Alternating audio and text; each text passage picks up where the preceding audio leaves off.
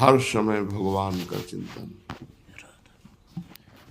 संसार का चिंतन असहनीय हो जाए, संसार का चिंतन अच्छा न लगे, हर समय नाम जब चल रहा है, भगवान के रूप का चिंतन, भगवान की लीलाओं का चिंतन। सच्चा योग है जीव का नित्य सत्य सच्चिदानंद रूप भगवान से नित्य जुड़े रहना। योग माने होता है जुड़ना, हर समय भगवान से जुड़े रहना। तो ये संसार असत्य है, क्षणभंगुर है, क्या ये ठीक है? हाँ, भूत काल, वर्तमान काल और भविष्य काल, तीनों कालों में इसकी सत्ता नहीं संसार की, ये स्वाप्निक है, इसलिए पूर्ण सत्य है, इसमें कुछ सार बात नहीं। जैसे भूसी में कोई सार बात नहीं होती, ऐसे ये जो आप देख रहे हो नाना प्रकार की भोग विलासता, जैसे आपने स्वप्न में देखा तो जगह तो सार बात क्या मिली? कुछ नहीं। मरोगे तो तुम्हारे पास क्या जाएगा? अब जैसे बड़ी बड़ी बिल्डिंगें, मोटर, कार, रुपया, पैसा है, ये सब ऐसे स्वाप्निक है, इसमें कोई सत्य थोड़ी है। अभी शरीर छूट गया तो क्या लेके जाओगे? कुछ नहीं। यही बात जब समझ में आती है तो भगवान शिव कह रहे हैं, उमा कहूं मैं अनुभव अपना। भगवान शिव अपना अनुभव बता रहे हैं। सत हरि भजन जगत सब सपना। सत्य है, जितना भजन कर लो। बड़े भाग्य हैं कि आप भजन मार्ग में हैं, नहीं तो संसार मार्ग में बस उन्हीं भोगों का चिंतन, रुपया का चिंतन, परिवार का चिंतन, राग द्वेष का चिंतन, हर समय व्यर्थ समय नष्ट करना। संसार का चिंतन, व्यर्थ समय नष्ट करना, ये असत्य है, इसमें कुछ भी सत्य नहीं। इसलिए कभी उत्साह नहीं होता विवेकी जनों को, ज्ञानी जनों को, भक्त जनों को। कुछ भी मिल जाए सब छूटने वाला है यार, अभी शरीर छूट जाए तो सब छूटने वाला है, कुछ उत्साह। हाँ, ये वादा हो कि तुम मरोगे नहीं, तो भाई चलो मरेंगे नहीं, स्थायी घर बन गया बढ़िया। अब घर बन के पुत के तैयार हुआ और प्रवेश उनका हुआ ही नहीं, घर यहीं पड़ा रहा। ये बड़ा झूठा है। उमा कहूं मैं अनुभव अपना, सत हरि भजन जगत सब सपना। वही विवेकी है जो भजन कर ले जाए, नहीं आकर्षण या इतने में ही संतोष कर लेते कि बढ़िया खाने पीने को मिल रहा है, मौत से जिंदगी कट रही। नहीं, जिंदगी काटने नहीं आए हम, जिंदगी में कुछ करने आए हैं। क्या करने आए हैं? उन्नति। कौन सी उन्नति? जो परिणाम में उन्नति हो। मान लो आप यहां बहुत बड़े पद पर चले गए और मृत्यु हो गई तो पद भी गया। हमको वो बात पकड़नी है जो मृत्यु के बाद हमें मिले। मृत्यु के पहले तो सब झूठा है। शरीर छूटने में सब छूट जाएगा तो सब झूठा है। मृत्यु के बाद आपका कर्म आपके साथ जाएगा, अच्छा कर्म, बुरा कर्म या भजन। भजन करो तो अच्छा बुरा दोनों को मिटाकर भगवान की प्राप्ति हो गई, तो कम से कम हमसे बुरा कर्म तो न बने। तो इसके लिए हमें बुद्धि चाहिए, और बुद्धि बिना भजन के शुद्ध होती नहीं। इसलिए बड़ा कलह मचा है। जब संसार का हमें कुछ दर्शन होता है तब लगता है ऐसा संसार है, थोड़ी थोड़ी बात के लिए। दूसरा पुरुष मिल गया, पत्नी ने अपने पति को जहर खवा दिया बड़ी चालाकी से। अगर भजन नहीं है तो बुद्धि शुद्ध नहीं है। बुद्धि जब तक भगवान के चरणों का चिंतन नहीं होगा तब तक ये नष्ट करती रहेगी। अगर भगवान का भजन नहीं है तो आप गृहस्थी में भी प्रेम पूर्वक नहीं रह सकते। वासना ही तो है। जब अपने पति में संतुष्टता नहीं तो विश्व में संतुष्टता नहीं होगी, चाहे जितना पाप कर लो। जो अपनी पत्नी में संतुष्टता नहीं तो विश्व में चाहे जितनी स्त्रियों के साथ, वो सब पाप कर्म। तो बुद्धि शुद्ध करने के लिए अगर नाम जप सत्संग है तो बुद्धि शुद्ध हो जाएगी, नहीं तो घोर अशुद्ध होती चली जाएगी।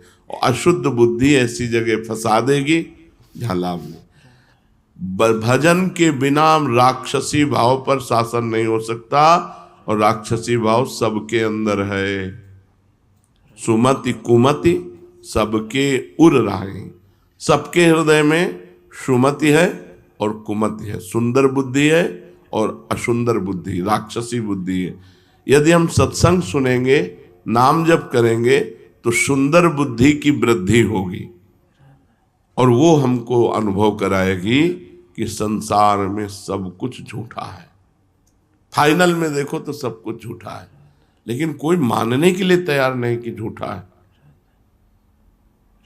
एक एक रुपया, एक एक वस्तु ऐसे सजो सजो के, सीमेंट ऐसी आनी चाहिए कि कल्प तक विनाश ना हो। वो अपना मरने के लिए तैयार है, उनका कुछ पता नहीं कब। बड़ा संसार में क्लेश ही क्लेश है। आप लोग बचे हुए हो, धाम में हो ना, इसलिए असत संसार में भजन बहुत आवश्यक है, बिल्कुल आवश्यक है। जैसे जीने के लिए श्वास आवश्यक है, ऐसे जीवन बिताने के लिए भजन आवश्यक है। यदि भजन नहीं तो बुद्धि कहीं भी बिगड़ जाएगी और फंसा देगी। ब्राह्मी स्थिति में कब रहना चाहिए? अरे हर समय रहना चाहिए, क्योंकि कभी भी मृत्यु हो सकती है। ब्राह्मी स्थिति उसे कहते हैं, मैं शरीर नहीं हूं, मैं भगवान का जो स्वरूप हूं, अपने स्वरूप में स्थित रहना, न तन से न मन से किसी से कोई मतलब नहीं। भक्ति में उसी को जब भागवती की स्थिति कहते हैं, वो भगवान के चिंतन में है। हर समय भगवान के चिंतन में रहना चाहिए, नहीं धोखा है, कब मर जाए कुछ पता नहीं। एक गाय को इधर बांध दिया रोड के किनारे, और उसका गोबर उठा रही थी, और एक ट्रक आया, पीस गया। आराम से अपने बच्चे को लिए जा रही, गाड़ी बहकी हुई आई, उसे मार गई। कब कहां क्या हो जाए कुछ पता नहीं, कब कहां क्या हो जाए। इसलिए हर समय राधा राधा राधा राधा। ब्राह्मी स्थिति में नहीं हो तो भाव में, नाम में, स्थिति में तो रहा जा सकता है। डरो इस बात से कि तुम्हें मरना है, और मरना है अगर भजन नहीं हुआ तो देखो जीवों के साथ कैसा व्यवहार कर रहे हैं। बकरा, मुर्गा, गाय, भैंस, ऊंट, कुत्ता, कुछ नहीं बच रहा इन राक्षसों के आगे। ऐसी राक्षसी बुद्धि बन गई है, कुछ नहीं बचा। धीरे धीरे अपने देश में सब बाहरी हवाएं आ रही। अब बताओ, अगर हम बकरा बन गए और जिंदा जलाया जाता है, स्वादिष्ट मांस बनाने के लिए पैर ऊपर बांध दिए गए और नीचे से आग लगा दी गई, वो तड़प तड़प के मरता है। बनना है बकरा, चुपचाप भजन करो, नहीं बकरा बकरी बनोगे। बहुत बहुत दुर्दशा है। हम कभी कभी एकांत में इस बात से कि अरे लोग जान क्यों नहीं रहे कि किस लिए आए, अरे भजन कर ले, नहीं अगला जो होने वाला है उसमें आप कुछ नहीं कर सकते। जैसे पशु पक्षी अन्य योनियों में गए, कुछ नहीं कर सकते। कबूतर चुन रहा है, बिल्ली दौड़ के आई, पकड़ा, एक एक पंख उखाड़ के छील के खा गए। कितना भयानक पीड़ा होती है मृत्यु के समय। वो जब जीवों को देखो, स्कूटी में जा रहे हैं, एक्सीडेंट हुआ, आते निकल के बाहर निकल के पड़ गए रोड में। बहुत विचित्र। डरो कि इस संसार में अगर भगवान का आश्रय नहीं है तो तुम कहीं ना कहीं फंस जाओगे, कहीं ना कहीं तुम पिट जाओगे, कहीं ना कहीं तुम्हारी दुर्गति हो जाएगी। इसलिए हर समय नाम जप करते रहो। ये दैवी संपदा और आसुरी संपदा कहाँ रहती है? बोले चित्त में रहती है। जो चित्त वासुदेव का चिंतन करता रहता है, चित्त के अधिष्ठात्र देवता भगवान वासुदेव हैं, उसमें दैवी संपदा वास करती है। और जो चित्त संसार का चिंतन करता रहता है उसमें आसुरी संपदा वास करती है। बहुत ध्यान देने योग्य बात है, चित्त का चिंतन नहीं छूटना चाहिए भगवान का। अगर चित्त का भगवान से चिंतन है तो दैवी संपदा जागृत हो जाएगी, और अगर संसार का चिंतन है तो आसुरी संपदा। आज प्रायः लोग प्रश्न करते हैं, बहुत उद्वेगित हैं, चिंतित हैं, अशांत हैं, परेशान हैं। क्यों? क्योंकि संसार का चिंतन हो रहा है। देखो 6 घंटा नींद में सोते हो तो कितना अच्छा लगता है, क्योंकि संसार का चिंतन नहीं होता। अगर जागृत में 6 घंटा संसार का चिंतन छोड़कर भगवान का चिंतन करो तो परमानंद में डूब जाओगे। संसार का चिंतन ही आसुरी संपदा है, भगवान का चिंतन ही दैवी संपदा है। सारे सद्गुण उसके हृदय में आ जाते हैं जो भगवान का चिंतन करता है। ये आसुरी संपदा और दैवी संपदा दोनों चित्त में रहती हैं। अगर चिंतन भगवान का अधिक तो दैवी संपदा जागृत हो जाएगी, चिंतन संसार का अधिक तो आसुरी संपदा जागृत हो जाएगी। बंधन और मोक्ष क्या है? संसार के प्राणी पदार्थों का चिंतन करना ही बंधन है और भगवान का चिंतन करना मोक्ष है। तुम भजन कर रहे हो, अभी मुक्त हो, हर समय भजन करो। लोग शरीर सुख के लिए परेशान हैं, और शरीर का सुख त्यागने से आनंद प्राप्त होता है, और शरीर सुख में आनंद प्राप्त करना चाहते, बस यही परेशानी। जीते जीते सब आंखें खराब हो रही, कान खराब हो रहे, पता नहीं क्या क्या। अब तो बड़ी विचित्र समस्याएं हैं।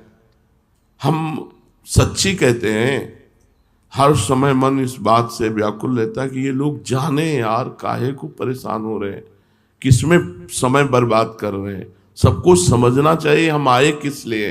एकमात्र केवल भगवान की चर्चा, भगवान का चिंतन करते हुए, सांसारिक कार्य करते हुए। बंधन क्या है? संसार का चिंतन। मोक्ष क्या है? भगवान का चिंतन।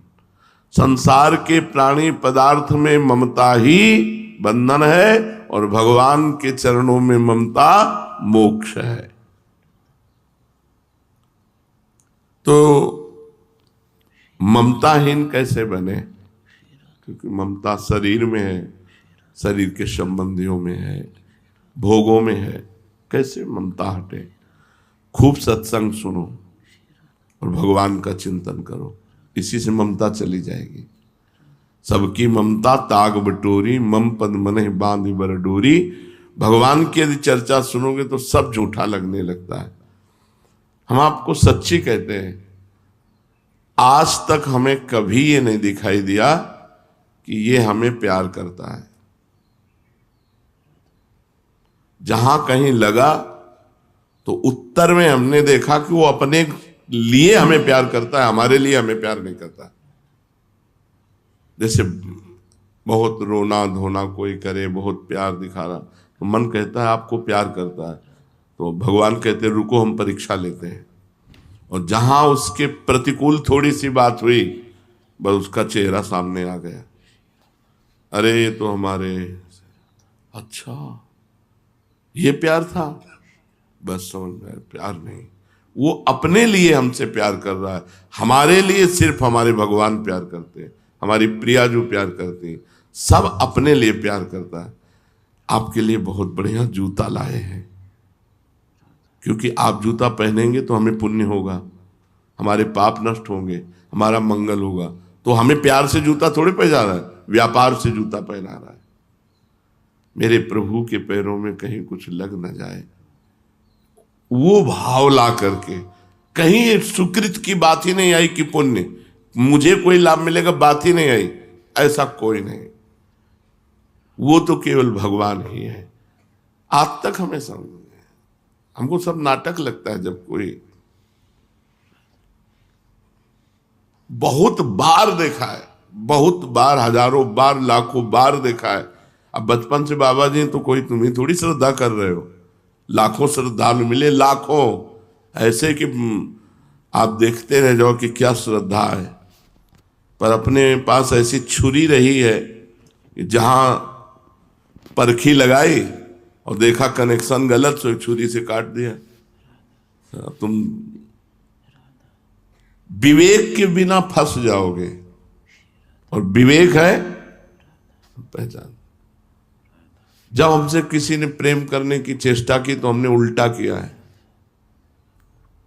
इसके आगे कोई टिका नहीं होगा। टिक जाए तो जहां हम है वहीं वो पहुंच जाएगा, टिक जाए केवल। कोई विरला प्यार करने वाला मिलेगा। जैसे संदीपनी जी अपने गुरु को प्यार किए, वो दंडता करते, मारते पीटते सब करते, पागल वाला रोल करते, सब भग गए, वही केवल। उन्होंने पूछा कि बेटा तुम क्यों नहीं गए? उनका गुरुदेव आपको स्नान कौन कराता, आपको भोजन कौन कराता, भिक्षा मांग के ला के आपको भोजन, तो हमने आपके साथ उपद्रव नहीं किया। बोले किया गुरुदेव। तो बोले बुरा नहीं लगा? बोले मेरा कुछ है नहीं गुरुदेव, ये शरीर तो आपका है, सब कुछ आपका है। उनके आंसू भर आए और कहा बेटा मैं आशीर्वाद देता हूं, जगत गुरु तुम्हारा शिष्य बनेगा आगे। तो संदीपनी जी ऊंचे आसन में बैठते और भगवान द्वारिकाधीश नीचे बैठते। भगवान श्री कृष्ण उनके शिष्य हुए। ममता गुरु चरणों में या इष्ट में, जब खूब सत्संग सुनोगे, खूब नाम जप करोगे और भगवान से प्रार्थना करो कि हमारी ममता को आप घसीट लीजिए, अपने चरणों में लगा लीजिए। ये ममता ही तो जहर है। इन सब संबंधों में ये आसक्ति ममता ही जहर है। ममता निकल जाए, जहर निकल जाए, फिर व्यवहार करो, कोई परेशानी नहीं। अब हमें आपको सच्चे कहते हैं, जैसे लाखों लोग मिलते हैं सब ऐसे, हमें थोड़ी लगता है कि हमारे लिए मिलते हैं, सब अपने लिए मिलते हैं। विवेक ऐसा प्रवीण है कि वो हाँ भाई क्या है, कृपा कर दो। किस लिए? कोई कुछ बात, कोई कुछ बात, कोई तो अपनी बात के लिए तो रो रहा है, वो हमारे लिए थोड़ा रहा है। जैसे कोई रो के आए तो क्यों रो रहे हो? भगवान आपको स्वस्थ रखे, श्री जी आपको दर्शन दे, श्री जी आपको दुलार करें, ये हम चाहते हैं। तो समझ में आया ये बात। ये तो कोई नहीं कहेगा। अगर ये कहेगा कि आप जब चले जाओगे तो हमारा क्या होगा, वो अपने लिए रो रहा है। आप हो तो भजन सत्संग सुनने को मिल रहा है साथ में, हमारा क्या होगा, ये नहीं होना चाहिए। हमारा शब्द गायब हो जाए। हम आपको सुखी देखना चाहते हैं, आपको प्रसन्न देखना, ये प्रेम है। प्रेम कहीं बिरला ही होता है, इसीलिए कहीं लगाव नहीं, कहीं लगाव नहीं। जैसे कोई बहुत प्यार से देखने की चेष्टा करता है, अपने सुख के लिए करता है। हमें प्यार तो सिर्फ हमारी लाडली जो करती है, हमारे प्रभु करते हैं। सच्ची कहता हूं, प्रभु कहते हैं। बहुत देखा है, बहुत देखा है, बहुत देखा है, बार बार कर। अच्छा ये हम क्यों बता रहे हैं तुम्हें? तुम ये ना मान लो कि तुम्हें कोई प्यार कर रहा है। रंग बदलते देखा है, रंग बदलते देखा है। एक क्षण कुछ और दूसरे क्षण कुछ और। तो अपने लोग कोई संसारी आदमी थोड़ी हैं कि हम तुम्हारे, जब तुम प्यार कर रहे थे उसको तौला, और जब तुम वार कर रहे थे वचन का उसको तौला। ये वही है जिससे कभी प्यार शब्द हो ही नहीं सकता, केवल प्रभु से। और चूक स्वार्थी पुरुषों में होती ही है, और परमार्थी पुरुष में प्यार नहीं होता, और समानता होती है। जैसे आप परमार्थ में चल रहे हो तो जो मैं हूं वही तुम हो, तुम हो वो मैं। इससे ज्यादा प्यार और क्या हो सकता है? जाओ, हम तुमसे तदात्म होते हैं, जो मेरा स्वरूप हो वही तुम्हारा स्वरूप जागृत हो जाएगा। तो कहीं ममत्व न रखे, जननी जनक बंधु सुतदारा, तन धन धाम सुहृद परिवारा, सबकी ममता ताग बटोरी, मम पद मन ही बा। लाडली से बढ़कर प्यार करने वाला कोई यहां तो कोई है ही नहीं प्यार करने वाला। सच्चाई ये है, तुम जितना प्रियाजू से प्रेम करोगे उतना हम तुम्हें प्रेम करेंगे, और तुम जितना हमसे प्रेम करोगे उतना ही हम तुम्हारे प्रतिकूल मिलेंगे, देखेंगे कि तुम प्रेम करते हो कि नहीं। इसलिए हमसे तो करना मत ही, प्रियाजू से प्रेम करोगे हम तुम्हें बहुत प्यार करेंगे, और प्रियाजू को छोड़ करके तुम सोचोगे कि गुरु साक्षात परब्रह्म, तो तुम कसौटी पे आ नहीं सकते, हम तुमसे प्रतिकूल व्यवहार करेंगे। इसीलिए बहुत बचा के हम रहते हैं। कोई ऐसा नहीं है कि जिसको बहुत, और जो बहुत नजदीक है उनकी धज्जियां उड़ती रहती हैं। तुम क्या समझते हो बहुत सौभाग्यशाली जो सेवा में रहते हैं, उनसे एकांत में पूछो कि तुम सौभाग्यशाली हो क्या, ऐसे कांपते रहते हैं। ममता कहीं नहीं रखनी प्यारे, बस ये सत्संग की सार बातें इस समय हुआ करती हैं। ममता कहीं नहीं रखनी, सब में भगवान का भाव रखकर। केवल नाटक है, यहां कोई प्यार नहीं करता, कोई प्यार नहीं करता।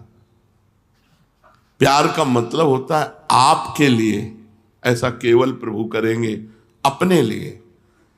आप मेरे अनुकूल हैं इसलिए मैं आप, और प्रतिकूल जब हो, बहुत तरह की प्रतिकूलता होती है। आप हमें खूब सेवा कर रहे हो, हम इनको माला पहना रहे हैं, इनकी तरफ देख रहे हैं, इनको दुलार कर रहे हैं, और तुमको दकार रहे,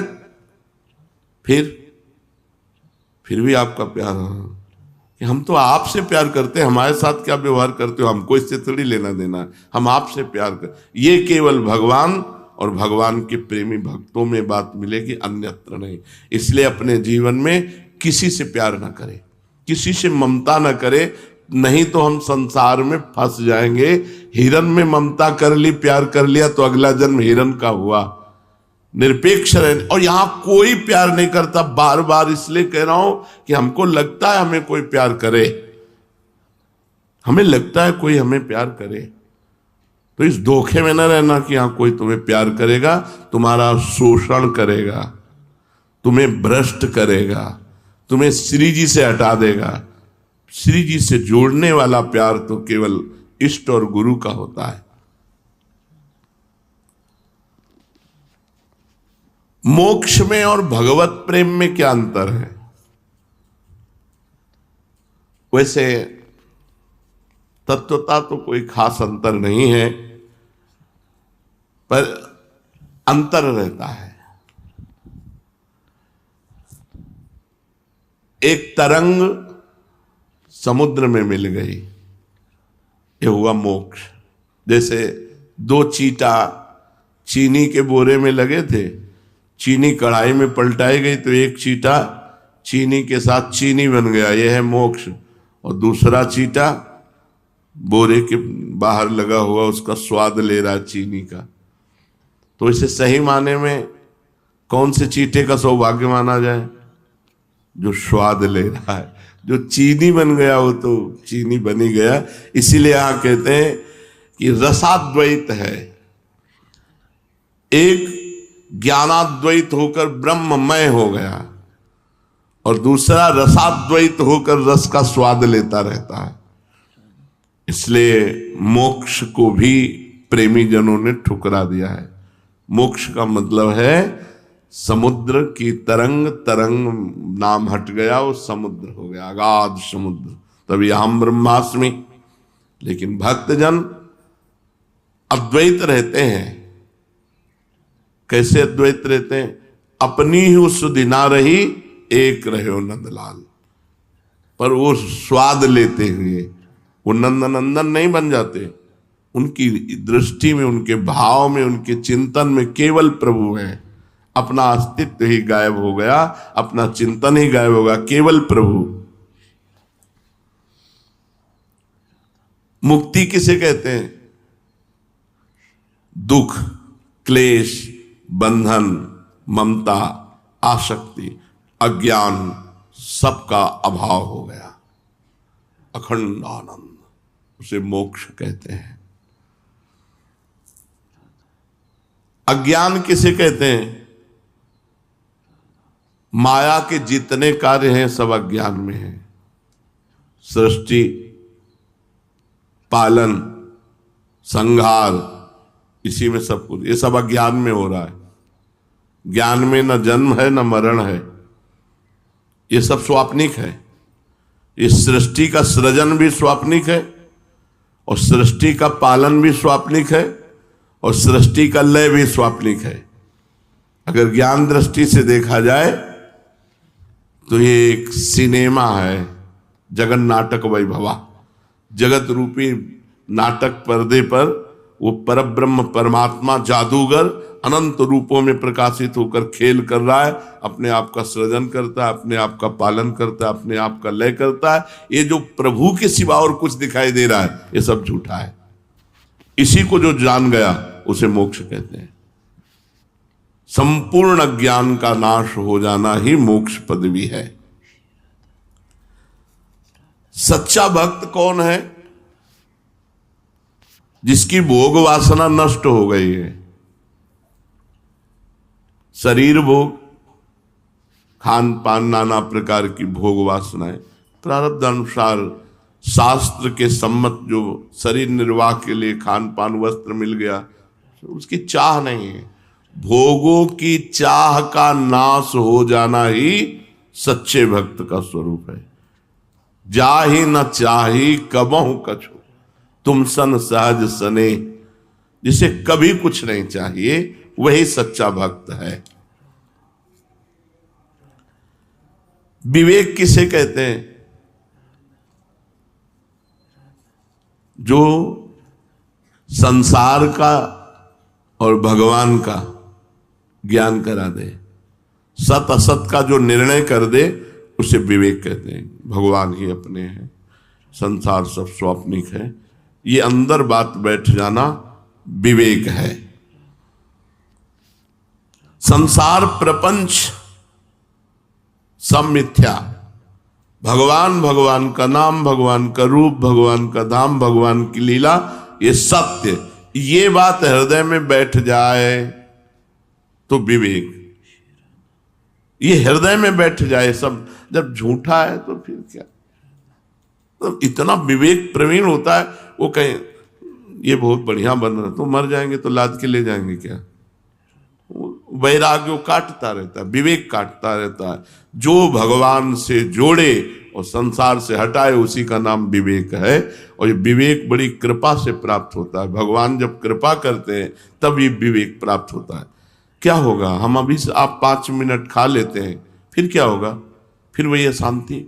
हम 5 मिनट भोग लेते हैं, फिर वही अशांति। होगा क्या? परिणाम क्या होगा? इसलिए भोगना ही नहीं, इसलिए खाना ही नहीं।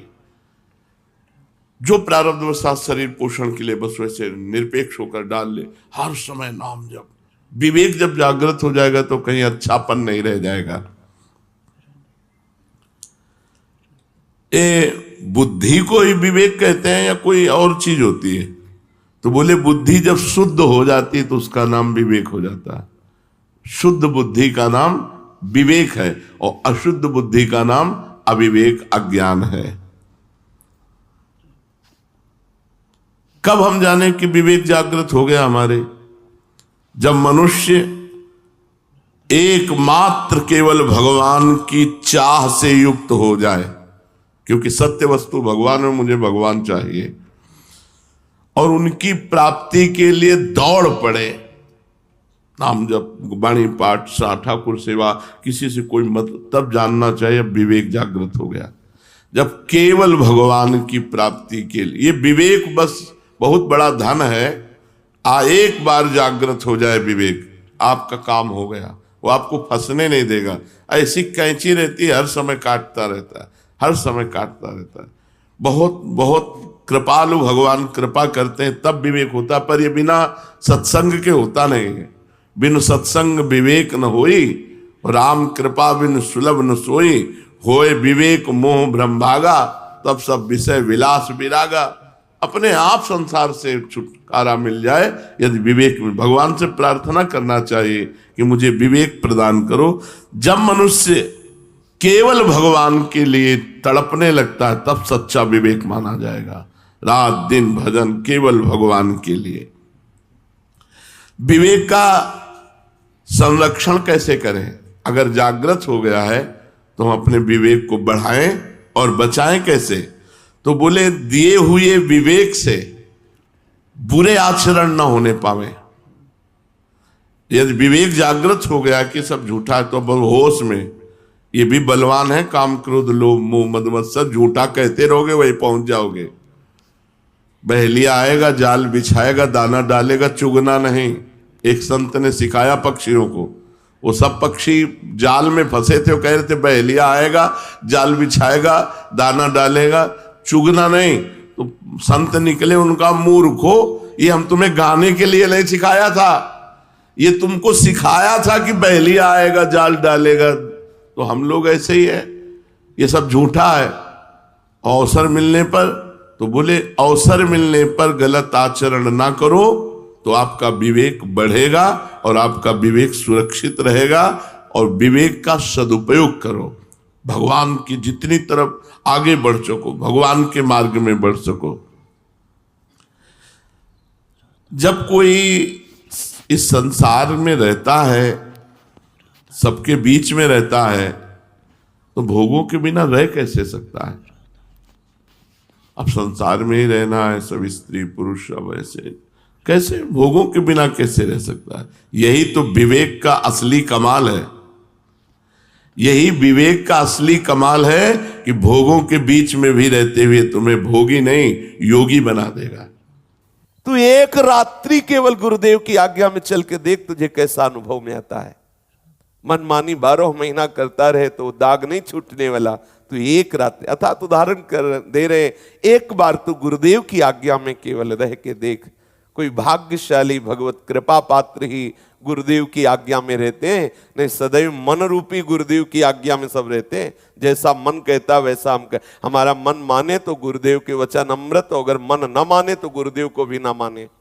सारा का सारा खेल इस मन पर आधारित है, इसलिए ऐसा ना करो।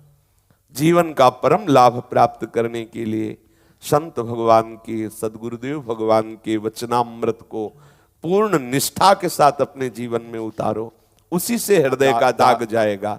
एक रात्रि को जोरी लगावे छोरी देव हरिमासा।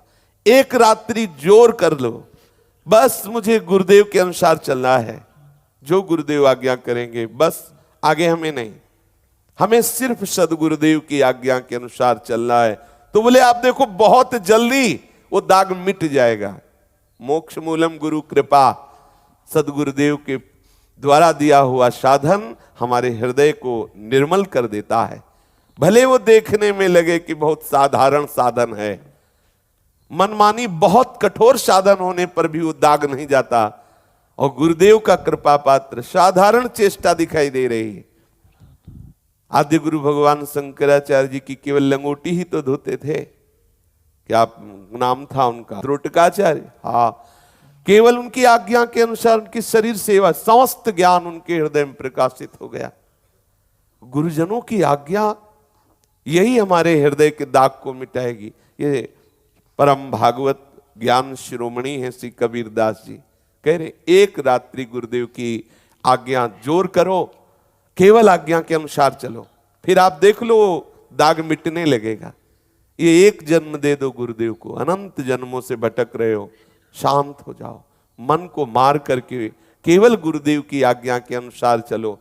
कहीं और आनंद नहीं है, आप स्वरूप में ही आनंद स्वरूप हो।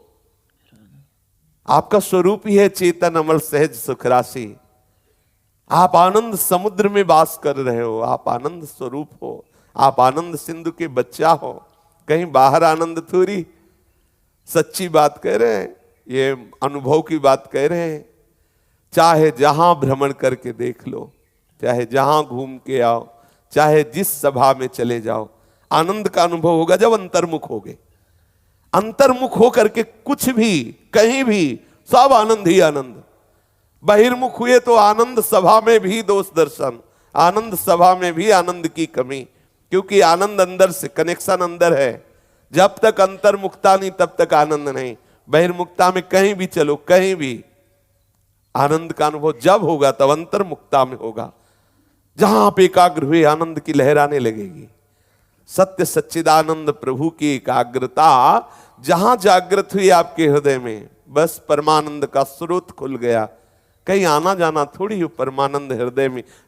थोड़ा लौटिए, ये बहिर्मुखता छोड़िए, भाग दौड़ कितना भागोगे, कहां तक भागोगे? थोड़ा विश्राम कर लीजिए, अंदर आ जाइए, अंदर आ जाइए। जीवन की गाड़ी चल रही है। एक ट्रेन में यात्री दौड़ रहा था डिब्बे में, एक उपासक ने पूछा, भैया आप क्यों दौड़ रहे हैं? बोले मुझे वो जल्दी स्टेशन पहुंचना है। अरे बोले ट्रेन चल रही, तू बैठ जा, तू तो बैठ जा, ऐसे ही तू बैठ जा, केवल ये जीवन यात्रा हो रही है, ये प्रारब्ध पहले से निश्चित है, सुख दुख का, इसका लाभ हानि का, भगवत प्राप्ति का निश्चित नहीं है, तू बैठ जा, बस इतनी भगवत प्राप्ति है। सकल कामना हीन जे, यही बैठना है, जा ही न चाहिए कबों कछु, यही बैठना है, बैठ जा, अपने स्वरूप में आ जा। स्वरूप पूर्ण है, उसे कोई भी वस्तु व्यक्ति स्थान की आवश्यकता नहीं। किसी बाहर सामग्री से, बाहर चेष्टा से जो आनंद मिलता है वो स्वरूपानंद नहीं है, मिला और छीण हुआ वो आनंद नहीं है। एक रस जो रहता है वो आनंद, वो हमारा स्वरूप है, वही हमारा स्वरूप है। हमारे आराध्य देव का वही आनंद सिंधु सुख राशि, चेतन अमल सहज सुख राशि, कहां फंसे हुए हो, लौटो, अंतर में लौटो, सच्ची बात मानिए। चाहे भक्ति से, चाहे कर्म योग से, चाहे ज्ञान योग से, चाहे अष्टांग योग से, सबका अंतर्मुख होकर चित्तवृत्ति का निरोध करके स्वरूप में स्थित हो जाओ, चाहे सहचरी स्वरूप में, चाहे गोपी स्वरूप में, चाहे आत्म स्वरूप में। श्री कबीरदास जी महाराज कह रहे, कहत कबीर सुनो भाई साधो, आछत अन्न उपासा। अछत अविनाशी सच्चिदानंद सुख हृदय में विराजमान हो, अन्य वासनाओं से भटक रहे हो, किसी व्यक्ति से, किसी वस्तु से, किसी स्थान से आनंद की आकांक्षा कर रहे हो, भ्रम है। किसी वस्तु, व्यक्ति, स्थान में आनंद नहीं, आनंद आपके हृदय में है, अखंड है, अविनाशी आनंद है, सदैव सदैव के लिए पहले से विराजमान है। लौट आओ हृदय में। महापुरुषों के जीवन चरित्र, महापुरुषों के अमृतमय वचन, ये हमें लौटने की शिक्षा दे रहे हैं। ये बहिर्मुक्ता से भागिए, अंतर्मुक्ता में आ जाइए। जितनी उपासना है वो सब अंतर्मुक्ता के लिए है। जैसे प्रगट ठाकुर जी की सेवा है, उसका परिणाम है मानसिक सेवा में प्रवेश हो जाना। देख लीजिए, प्रगट सेवा का परिणाम है मानसिक सेवा में प्रवेश हो जाना। जब तक मानसिक सेवा में प्रवेश नहीं हुआ तब तक प्रगट सेवा का आपको फल नहीं मिला। भाव देश में प्रवेश हो जाना ये समस्त साधना का फल है। चलते फिरते, उठते बैठते अपने स्वरूप में रहने की चेष्टा करो।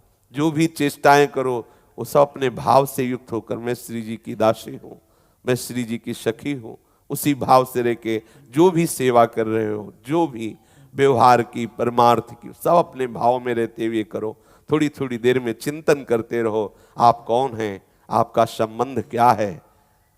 जहां आप बाहरी व्यवहार में फंसे, अंतर के चिंतन से रहित हुए, यही बस माया है, यही अविद्या है, यही अज्ञान है, और यही भक्ति का स्वरूप है।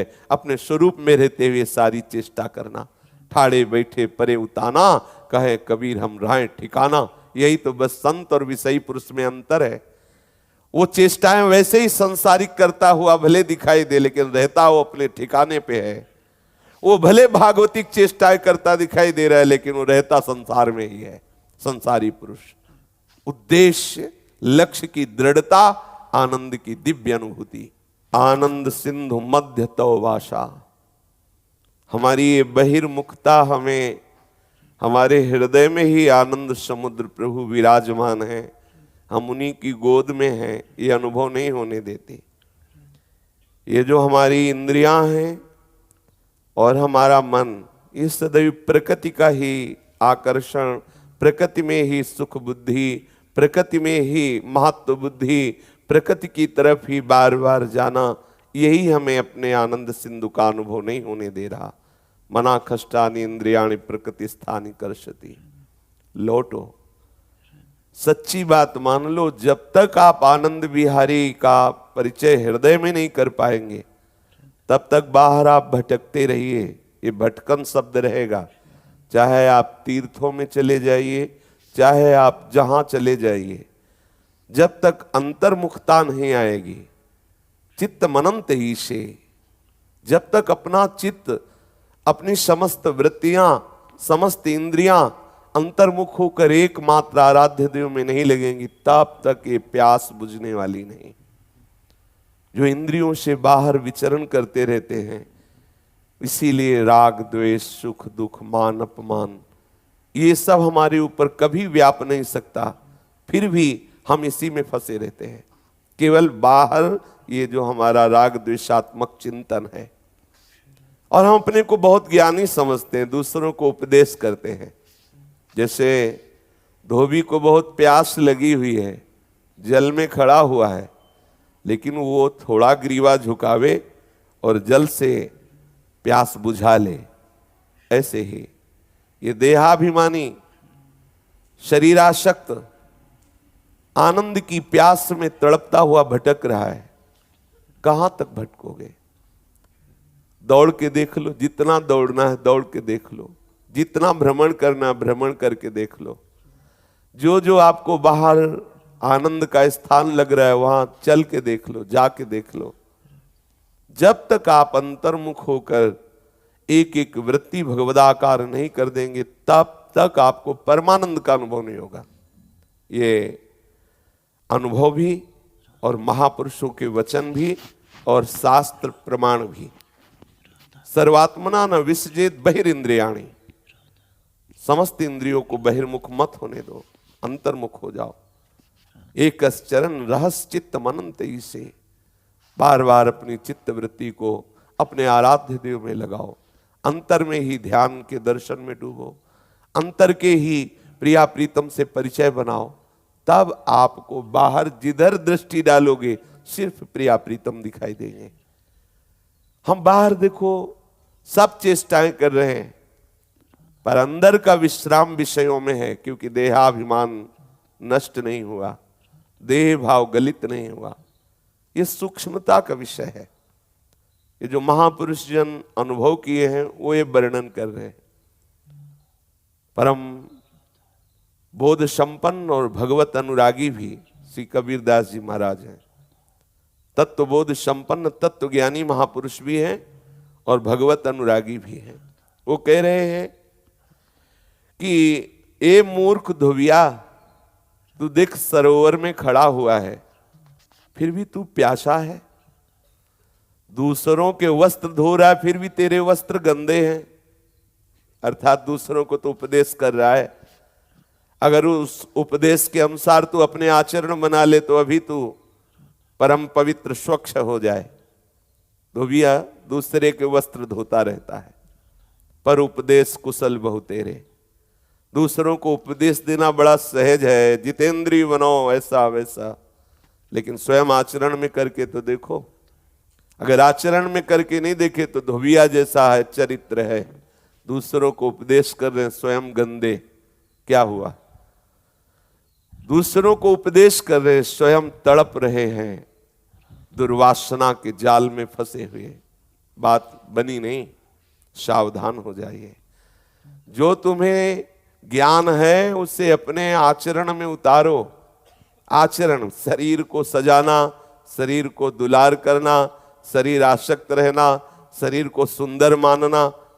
पूज्य पाद सिउड़िया बाबा जी महाराज कहते मानो पाखाने को सजाना है। यह है क्या? बड़ी बड़ी डिजाइनें, बड़ी बड़ी सुंदर इधर उधर, एक बाल की भी सेटिंग बिगड़नी नहीं चाहिए। प्रवचन कर रहे हैं वैराग्य का, भक्ति का, ज्ञान का, और शरीर का श्रृंगार एक अभिनेता की जैसा। कैसे अनुभव में आएगा तत्वबोध?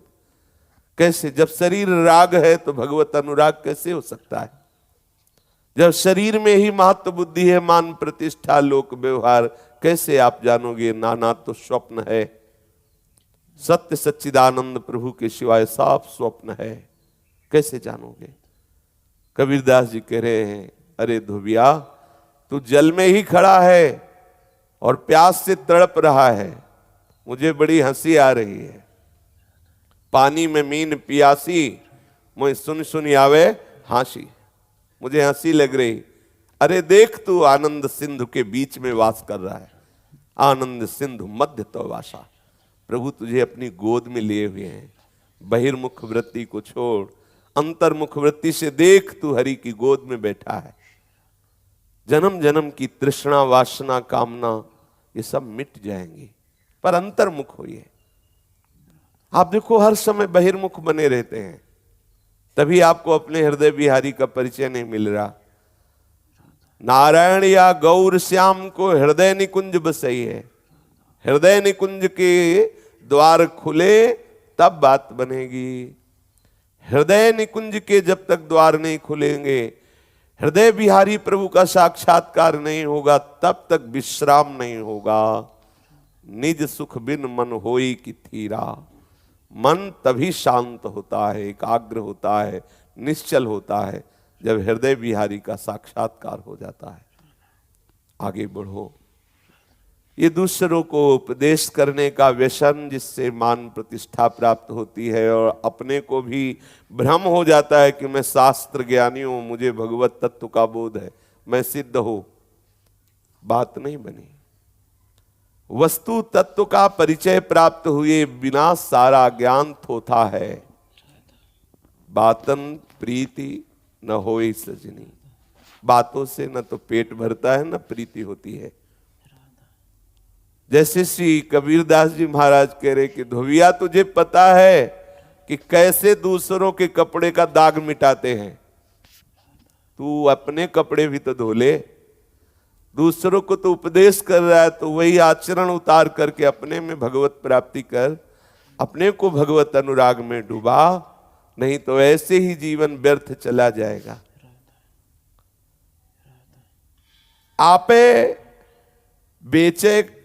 बेचे कर्म की रस्सी, आपन घर के फांसा। आप ही तो अपने आप को बेच रहे हैं वासनाओं के द्वारा। ये जो दुर्वासना है, ये दुर्वासना हमें खरीद लिए है, भागे घूम रहे एक एक वासना में। ये शास्त्र विरुद्ध कर्म की रस्सी फांसी की तरह गले में लगी हुई तुम्हारा नाश कर देगी। अवश्य में भोक्तव्यम कृतम कर्म शुभाशुभम। सावधान हो जाइए, थोड़े दिन का जीवन है, थोड़े दिन का जीवन। ये बात समझ में नहीं आती, क्योंकि ऐसा गुणमयी माया का प्रभाव है कि एकदम मन आसक्त होता है माया में। ऐसा लगता है यही सत्य जीवन है, और ये पहाड़ जैसा दुर्गम लगता है भगवत मार्ग। कैसे हम साफ करें अपना हृदय? साबुन भी तो होना चाहिए वैसा। बोले है, संतों के पास है। कबीरदास जी महाराज कह रहे, सच्चा साबुन ले ही न मूरख, है संतन के पासा। ये साबुन केवल सदगुरुदेव के पास है, संतों के पास है। जो अनुभूत वचन आपको उपदेश कर रहे हैं, उसे जीवन में उतार लो। संत कृपा सिंधु हैं, जो वर्षों साधना से अनुभव हुआ, वो तुम्हें एक सेकेंड में बता रहे हैं, एक मिनट में बता रहे हैं। इसीलिए तात स्वर्ग अपवर्ग सुख, धरी तुलाय कंग, तूल न ताय सकल मिल जो सुख लव सत्संग। संत महापुरुष कृपा करके अपने अनुभव बता रहे हैं, आप सावधान हो जाइए। देखो पीछे प्रसंग में आया, पूज्यपाद उड़िया बाबा जब मोहनपुर में वास कर रहे थे, तो एक रामदास जी के भक्त थे, बाबा का आश्रय लिया, बाबा की शरणागत हुए, पर वो अपने मन की चलाते। ऐसे ब्रह्मबोध संपन्न महापुरुष की भी आज्ञा का उल्लंघन कर, तो परिणाम में जानते हो क्या हुआ? यद्यपि बाबा की ही सेवा में रहते थे, रात्रि में जब बाबा समाधि में बैठते तो आखिरी में दरवाजा यही बंद करते थे रामदास जी। पर जब शरीर पूरा हुआ तो प्रेत बने थे। पीछे प्रसंग आया था। गुरु अवज्ञा के कारण फिर पूज्यपाद उड़िया बाबा की ही कृपा प्रसाद से उस योनि से भी वो बहुत शीघ्र मुक्त हो गए। हमें जो भगवत कृपा से संत सदगुरुदेव के वचनामृत मिल रहे, उनकी हम अवज्ञा न करें। ये कृपा का अनादर है। कृपा वपु संत सदगुरुदेव की आज्ञा का अनादर करने से फिर भगवान भी नाराज हो जाते हैं, और उसको छोटे से छोटे कर्म का फिर हिसाब देना होता है। और यदि प्रभु प्रसन्न हो गए तो सब बात बन जाती है, सब माफ कर देते हैं। उन्हीं के हाथ में सब है, नहीं तो अवश्य में भोक्तव्य। बड़ा आश्चर्य का विषय है। ऐसे महापुरुष का आश्रय लेने पर भी प्रेत योनि। इतने बड़े अष्टछाप जो महान कवि हुए हैं, श्रीनाथ जी के सखा श्री कृष्णदास जी को भी कहते हैं कि प्रेत योनि कुछ दिनों के लिए प्राप्त हुई थी।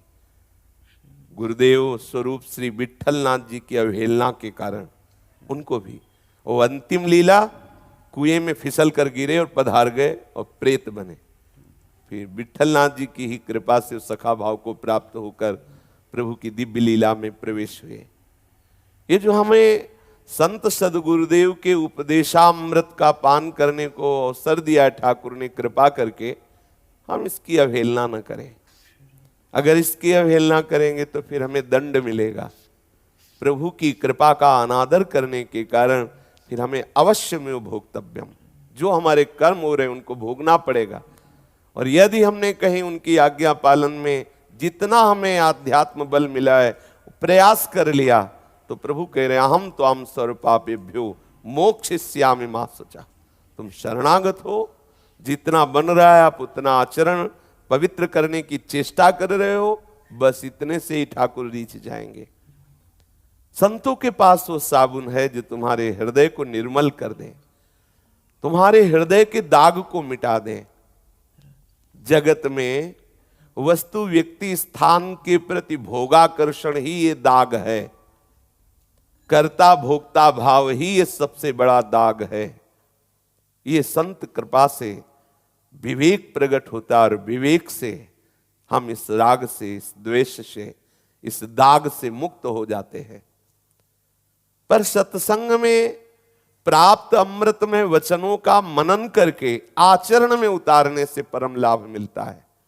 खूब सत्संग सुन रहे, मनमानी आचरण कर रहे, राग द्वेष की स्थापना कर रहे। जिससे तुम द्वेष कर रहे हो तुम्हारा प्रीतम ही है, जिसके प्रति तुम भोग दृष्टि रख रहे हो वो गोविंद ही है। कैसे तुम्हें प्रेम प्राप्त हो? गोविंद के प्रति गंदी दृष्टि कर रहे हो, द्वेष बुद्धि कर रहे हो, दोष बुद्धि कर रहे हो, कैसे तुम्हें परमात्मा